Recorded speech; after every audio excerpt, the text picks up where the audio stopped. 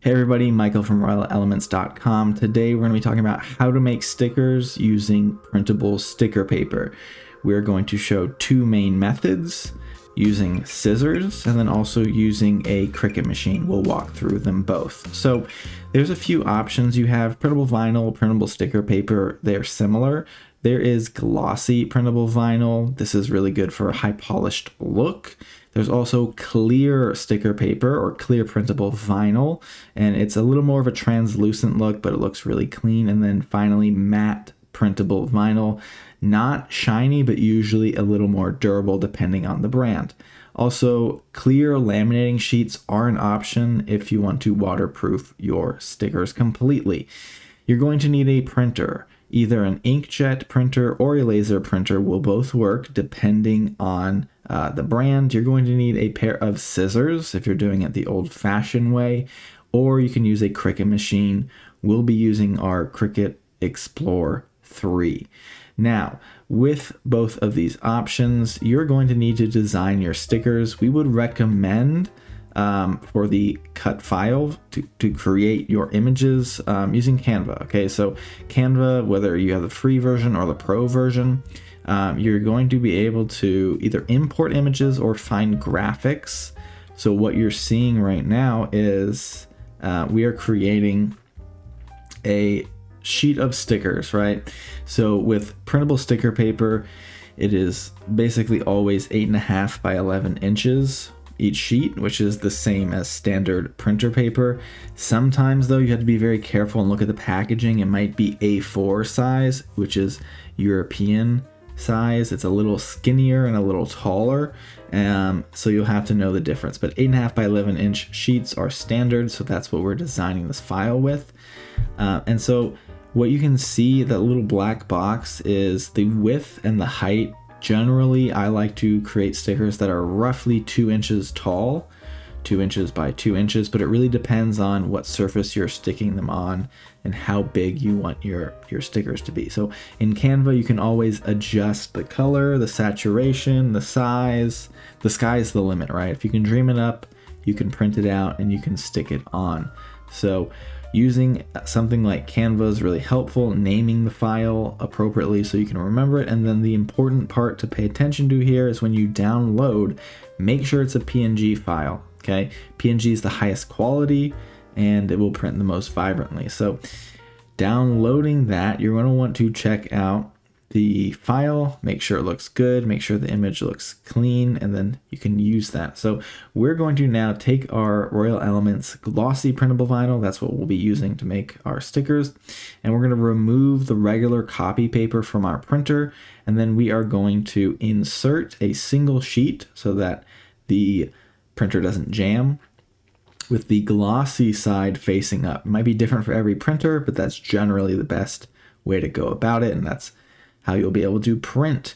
So when we have our printer going, we'll print out the file, and then voila, it looks really good. It looks high quality, crisp, and this is now on a printable vinyl sticker sheet. All you have to do is cut it out and peel it on. So for both Cricut and regular scissors, the methods are slightly different here. If you're just going to cut out the file with scissors, you would go through this process here of printing, stick in your printable vinyl sheet, and make sure to adjust the printer settings to something like heavy glossy, if you're using glossy, or some kind of a matte cover stock, to make sure the file is appropriate. So we have our scissors, that's going to be used for that, the sticker sheet on the right, and then we have our print then cut file. You can see with the kind of black outlines there that we're going to feed into the Cricut machine. So if you're just doing the regular sticker paper with scissors method,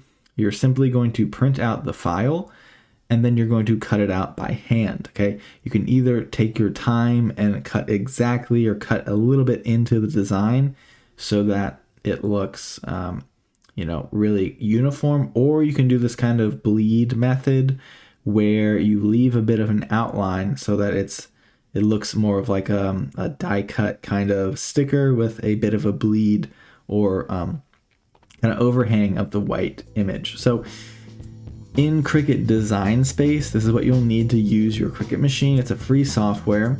And then we are going to upload that same sticker sheet and run it through our Cricut machine. So it needs to be designed in Design Space. We'll upload our file, double check it to make sure it looks good, and then we'll be able to use the print then cut feature. Now, I should have hit remove background, that green box on the middle left of the screen, and that was a mistake because it should be only the stickers are showing, and then we should select flat graphic for printable vinyl for print then cut. So do that, but this is the process here. You have your image that gets uploaded, you stick it in Design Space, you use it as a flattened image file, and you run it through the print then cut process here. So we upload this. You could just use their own kind of files and all that, but I like to upload my own. And then we're gonna need to auto resize this. The size was a bit large for the cutting mat, and it would come out a little bit granular or fuzzy. So double check that, and then you'll hit make up in the top right hand corner using your Cricut machine. We can always title this. I'm saying cute animal graphics so we can find it later. And then this is what it will look like printed out on a cutting mat using printable vinyl or printable sticker paper, depending on what you would like to use. So we run it through this process to have the cut lines created.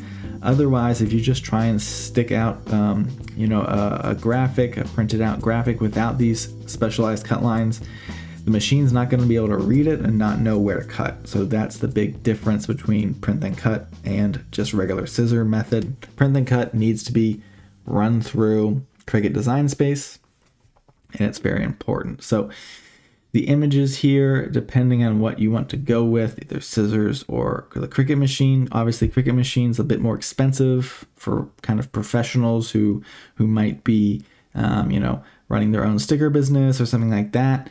And then scissors would be the cheaper option, which would be faster, but maybe not as professional. Okay, so we make sure that this process is in place. We have this printed out, the print then cut feature. We're going to stick it on our Cricut mat. I like the light blue Cricut mat. That way it doesn't really like rip up on the paper backing. It doesn't stick to it, and it's not a whole mess to remove that. It's easy on and off. Okay, so I set up the Cricut machine. We put our Design Space file through. It has the cut lines. Now we're going to need to edge it up to these rubber bumpers, load the mat, and press go. Okay, make sure there's room behind your Cricut machine, and then it's on a flat surface, and then Cricut will work its magic. It doesn't matter if you have an Explore Air 2, Explore 3, 4, Maker, Joy. Obviously, the more expensive models are a little bit better. They read cut lines a lot better. Explore Air 2 tends to have trouble reading the cut lines for glossy because of the reflection, but Explore 3 does a lot better, and so the newer models. So your machine will run through the edges. It'll figure out, okay, this is where the images are on the paper, and they'll know how to cut it out precisely right around the edges. Okay.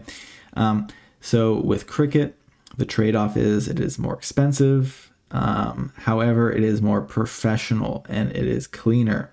Okay, so once you have your stickers cut out, now you just need to peel off the backing, whether you use scissors or a Cricut machine, and then stick it onto the surface of your choice. Make sure it's clean and dry, and then carefully place it because usually the glue is permanent. All right. Hope this video helped. Click the video appearing on your screen, and I will see you in the next video.